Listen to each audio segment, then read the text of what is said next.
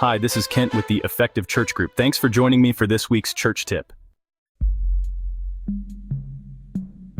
Let me ask you a tough question. Why do some pastors seem to have all the time in the world while you're barely holding it together? They preach great sermons, lead vibrant ministries, show up to every meeting, make it home for dinner, and still have time to hit the gym and play a round of golf. Meanwhile, you're running on fumes, burning the candle at both ends, and wondering if you'll ever catch up. Here's the truth no one wants to say out loud. Those pastors aren't superheroes. They just understand two critical things: priorities and boundaries. Every one of us gets the same 168 hours each week. The difference between burnout and breakthrough isn't in the number of hours you've got, it's how you use them. And unfortunately, in ministry, there's a pervasive lie that the pastor should be available 24/7. That you're supposed to be the personal chaplain, the spiritual guru, the church's CEO, and the janitor, all wrapped into one. No wonder churches are struggling to fulfill their mission. The average pastor barely has 10 minutes to focus on the one thing they were actually called to do, to make disciples, both more of them and better of them. And remember that better disciples always make more disciples. Let that sink in.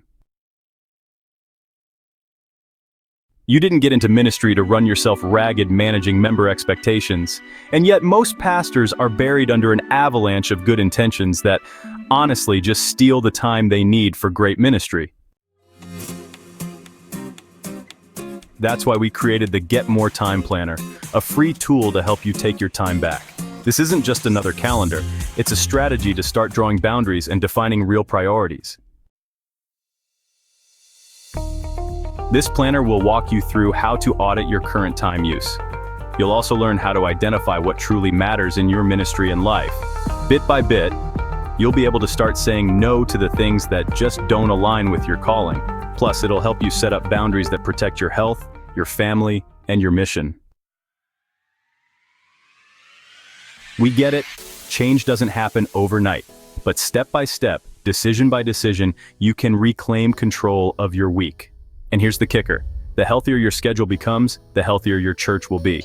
Because honestly, when you operate from rest and focus, you lead with clarity, energy, and vision.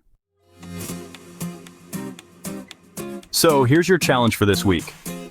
Download the free Get More Time Planner at fun.effectivechurch.com/get-more-time and take the first small step toward ministry sanity.